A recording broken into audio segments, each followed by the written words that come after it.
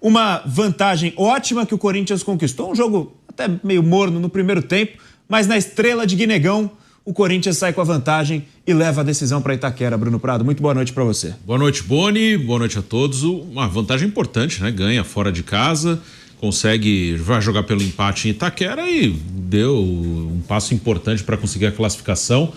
Sem o Yuri Alberto, sem o Memphis durante quase todo o jogo, né? Ele entra no segundo tempo, já perto do final do jogo, ainda está em recuperação. Perdeu o Mateuzinho no meio do jogo e não tinha lateral direito reserva. Sem Ranieri, sem Martini, sem Carrijo. Então era um Corinthians muito desfalcado e consegue uma vitória. O Atlético Paranaense vive um momento muito ruim, está na Série B, mal na Série B, mas eliminou o São Paulo outro dia da Copa do Brasil. Então uma vitória importante. O Corinthians dá um passo acho que bem concreto para conseguir a sua vaga. Tem tudo para se classificar em Itaquera. E mais uma vez o Corinthians ele vai se destacando nas Copas. Os últimos anos tem sido assim. Corinthians na Copa do Brasil ele foi vice em 2022, e em 2023 foi semifinalista, e em 2024 de novo semifinalista, e caminha aí para o quarto ano seguido, pelo menos na semifinal. No Campeonato Brasileiro há muito tempo não consegue lutar para valer pelo título, mas pelo menos nas Copas, especialmente na Copa do Brasil, o Corinthians vai bem, como eu falei, pode chegar na semifinal pelo quarto ano consecutivo. Pelo quarto ano consecutivo, Corinthians que vence por 1-0 a equipe do Atlético Paranaense jogando lá na Arena da Baixada, gol marcado por Guinegão. Já no segundo tempo, Guinegão que fez pelo terceiro jogo consecutivo, balançou as redes pelo terceiro jogo consecutivo com a camisa alvinegra, jogador de apenas 18 anos, hoje mais uma vez começou ao lado do Kaique Ferrari, outro jovem jogador, cria do Terrão, que na ausência dos medalhões, do Yuri Alberto e do Memphis Depay, que hoje até estava no banco de reservas, entrou no finalzinho da partida, os jovens vêm chamando a responsabilidade.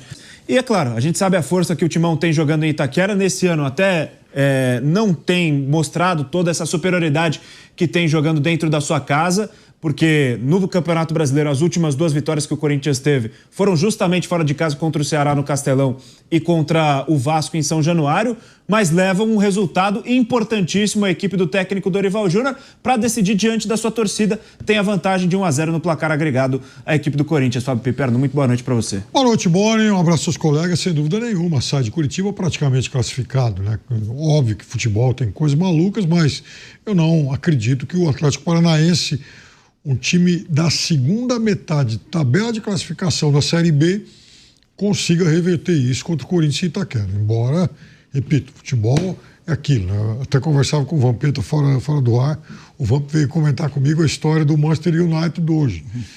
O Manchester United, para quem não sabe, foi eliminado dos pênaltis por um time da quarta divisão. O Corinthians, obviamente, vai pegar um time de segunda, mas eu acho que não vai correr tantos riscos assim.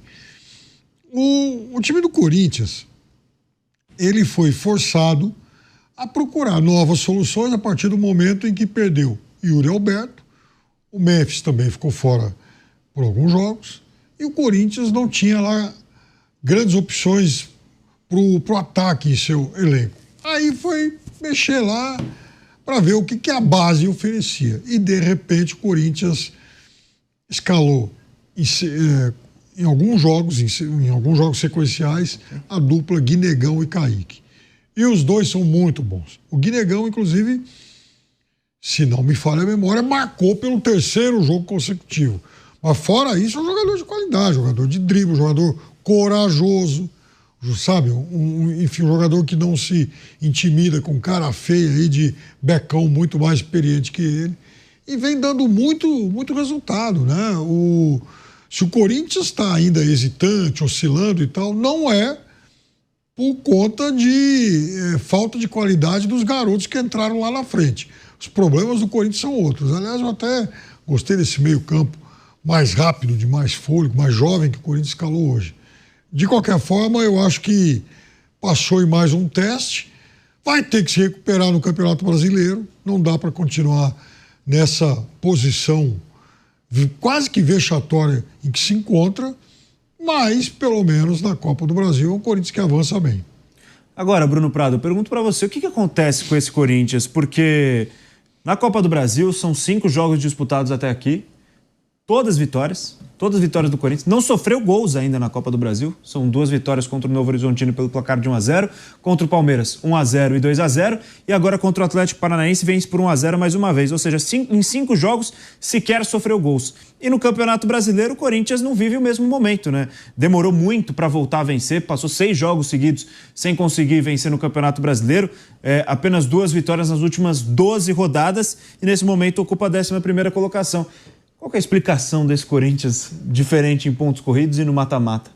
O formato das competições tem tudo a ver. O mata-mata, 5 jogos apenas até agora, e se ele vai fazer o 6º na volta, mais 2 numa eventual semifinal 8, mais 2 numa eventual final 10. Ele precisa de 10 jogos para ganhar uma Copa do Brasil. Se ele conseguir esse título, ele vai conquistar em 10 jogos. Aí você consegue até uma mobilização para os jogos, consegue... No clássico com o Palmeiras, conseguiu jogar com o time completo. Pegou agora um time que é mais fraco mesmo, desfalcado. O Corinthians teve essa oportunidade que o São Paulo não soube aproveitar. O Corinthians, ao que tudo indica, vai aproveitar, pegar um Atlético Paranaense mal na Série B. Então a Copa ela tem um formato diferente. Às vezes o cruzamento é favorável.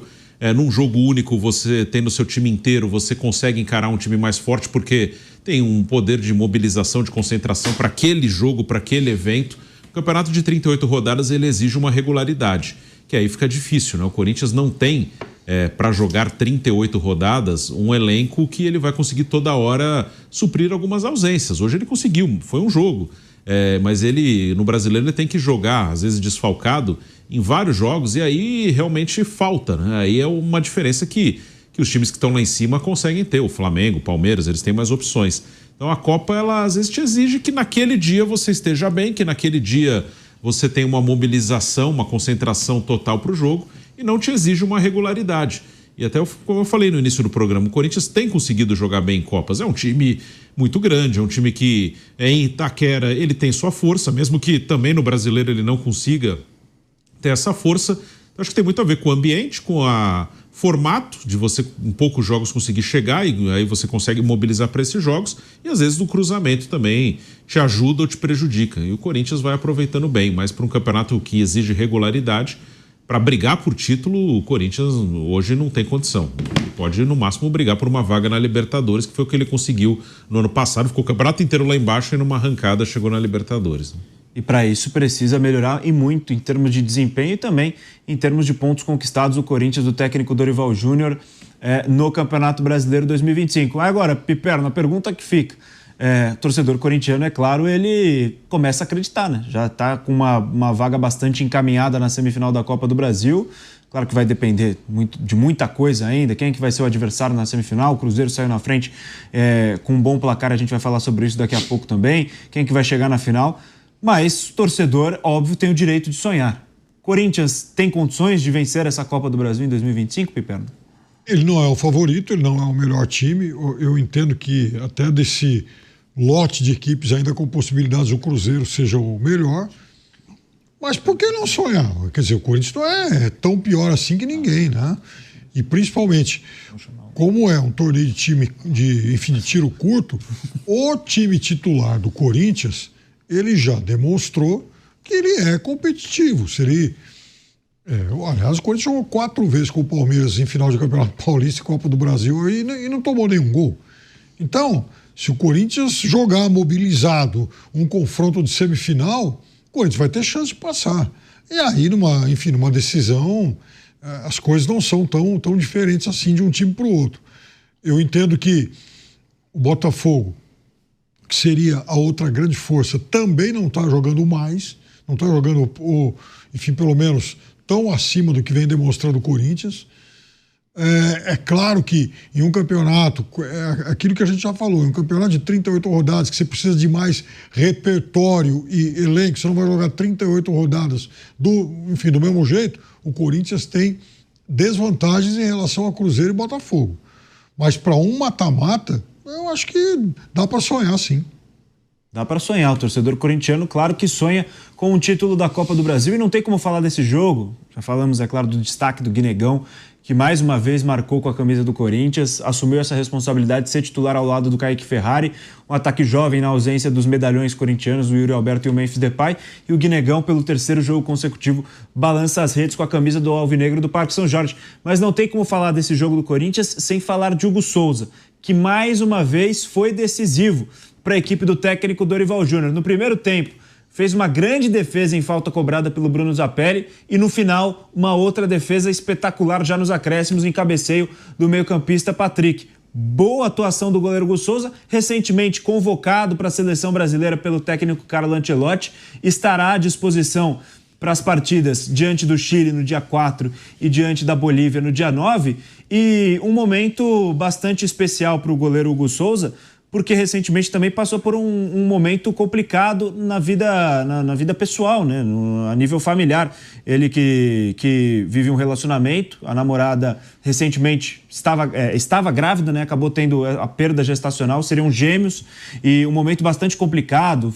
A namorada do Hugo Souza foi às redes sociais também para desabafar. Bastante complicada a situação que viveu o Hugo Souza, inclusive a gente deseja os melhores sentimentos para o goleiro Hugo Souza, e desabafou também na saída do gramado agora, né? Disse o seguinte, abre aspas, quero aproveitar para fazer um desabafo, perdemos o nosso bebê que mexeu muito com a minha cabeça, mas nunca deixei de trabalhar e dar o meu melhor. Hoje poder estar convocado para a seleção e fazer uma partida como essa é muito importante. Então o Hugo Souza, que diante da dificuldade conseguiu se reerguer, fez uma grande partida logo depois também de ser convocado para a seleção brasileira do técnico Carlo Ancelotti. Vamp, goleiro Hugo Souza, que é um dos grandes símbolos desse time do Corinthians, que para muitos já se tornou ídolo, ainda mais como foi a final do Campeonato Paulista, com pênalti defendido em Itaquera, e agora convocado para a seleção brasileira e mais uma vez sendo extremamente importante para o Corinthians sair com essa vantagem nas quartas de final da Copa do Brasil. Vamp. Muito importante, né? Fez uma defesa ali importante, foi convocado para a seleção,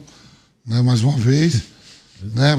Garantiu o Corinthians aí com essa vantagem, né? Não foi muito utilizado, assim, usado no jogo, mas quando foi, estava ali presente e fez uma bela defesa na cabeçada do Patrick, né? Melhores aí, que tudo dê certo para ele e a família dele, né? E podendo ter até né, a depender do que se faça, né? Os clubes da Copa do Brasil, na noite de hoje, o Vasco empatou em casa, o Botafogo fez um belo resultado, o Cruzeiro então nem se fala, né?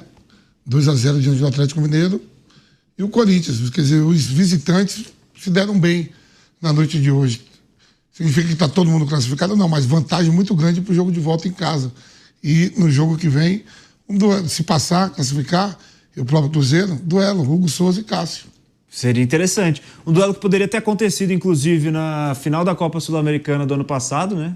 Um cenário que poderia ter se construído para isso, mas o Corinthians acabou sendo eliminado para o Racing na semifinal.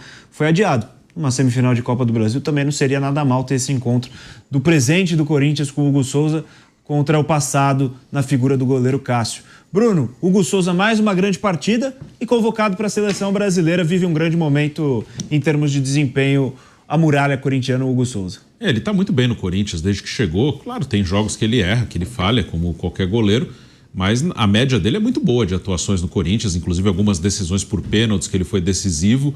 É um bom goleiro, ele tem um potencial gigante, né? Sempre ele mostrou um potencial muito grande. Teve um momento de queda no Flamengo ali, talvez também de perda de confiança, quando começou a errar, começou a ser criticado, aí ele não conseguiu recuperar. Mas é um goleiro que é rápido, é alto, é um goleiro que faz grandes defesas, então eu gosto, ele tem um potencial grande. E no Corinthians ele consegue manter uma regularidade melhor, né? Ele consegue, a maioria dos jogos dele no Corinthians são bons. Então eu gosto do Hugo, acho que é um goleiro mesmo convocável. Assim, se não tivesse o Hugo, tivesse outro, não seria nenhum absurdo, mas também não acho nada errado ele estar ali. Acho que é um goleiro que pode disputar uma das vagas para a Copa do Mundo, uma das 3 vagas.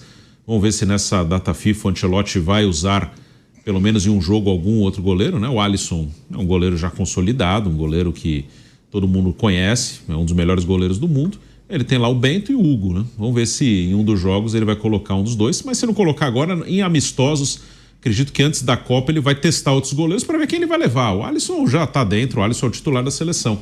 Então acho que se o Hugo não tiver oportunidade de jogar agora, é bem possível que nos amistosos, o Brasil tem 2 amistosos em em outubro e 2 em novembro, ainda esse ano, o Ancelotti deve botar outros goleiros para jogar, até porque se a gente, por enquanto, sem poder contar com o Ederson, que não se sabe para onde vai, para onde não vai, os outros goleiros da seleção, fora o Alisson, jogaram muito pouco pela seleção. Então, seria interessante que eles tivessem a oportunidade de jogar também para entender como eles vão se comportar na seleção brasileira. Quero saber também do Piperno sobre o goleiro Hugo Souza, a partida que fez o arqueiro corintiano. Mas o Hugo que vira é uma preocupação, acho até importante passar essa informação aqui. O Hugo que vira uma preocupação para o jogo da volta, porque estará com a seleção brasileira no dia 9 na Bolívia, e o jogo do Corinthians, o jogo de volta, Corinthians e Atlético Paranaense, que seria no dia 11, foi adiantado para o dia 10, quarta-feira, por conta de uma questão de horários. O Fluminense, que joga pela Copa Sul-Americana numa terça, o jogo seguinte à Copa do Brasil contra o Bahia é justamente contra o Corinthians. Então, para que as duas equipes pudessem jogar no sábado por uma questão de datas e o Fluminense pudesse jogar na terça-feira também sem problemas, o duelo entre Corinthians e Atlético Paranaense passou para o dia 10. Ou seja, no dia 9, o Hugo Souza estará na Bolívia e no dia 10 o Corinthians entra em campo em Itaquera para enfrentar o Atlético Paranaense. Então vai ter que ser pensada aí uma logística para que o goleiro titular do Corinthians esteja presente nessa partida de volta contra o Furacão. Mas, Piperno, o que falar da partida de hoje do Hugo? Mais uma vez muito decisivo e convocado para a seleção brasileira pelo italiano Ancelotti. Bom, primeiro falar da convocação do professor Ancelotti, que foi muito pé quente aí para os jogadores que atuam aqui no Brasil, né? No 2-0 do Cruzeiro contra o Atlético, os gols foram dos convocados. Fabrício Bruno e Caio Jorge.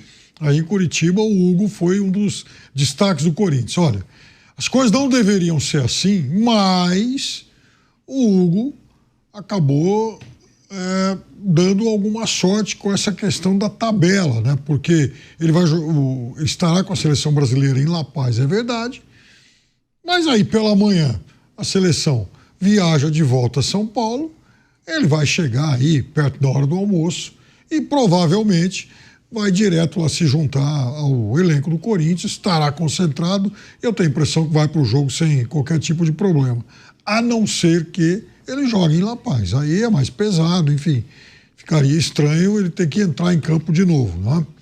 De qualquer forma, é procurar confusão, né? Quer dizer, se o Corinthians tem um potencial convocado e estará jogando uma fase, e tem jogo marcado, em uma fase tão aguda de Copa do Brasil, por que antecipar esse jogo, né? Mas assim, parece que é buscar confusão também, né? Tudo bem, tem que adaptar a tabela, os interesses das TVs, a gente entende tudo isso. Mas há também, em alguns momentos tem que prevalecer o interesse esportivo, né? E não é o que ocorreu dessa vez. De qualquer forma, eu também concordo que o Hugo, ele está no bolo e eu acho que ele está praticamente, cada vez mais perto de consolidar um lugar para a Copa do Mundo, porque já é a segunda vez que ele é convocado pelo Ancelotti. E veja, eu acho que de todos os goleiros que atuam aqui no futebol brasileiro, ele, pelo menos na avaliação do Ancelotti, ele está na frente. Porque os outros convocados, eles são de fora. De fora ele vai ter, claro, a concorrência do Ederson. E os outros são muito mais velhos que ele, né? E os outros são muito mais velhos, né? Você pega o Everton e o do Atlético Mineiro. Sim, o Everton. Também muito mais velho que ele. Muito. Não há...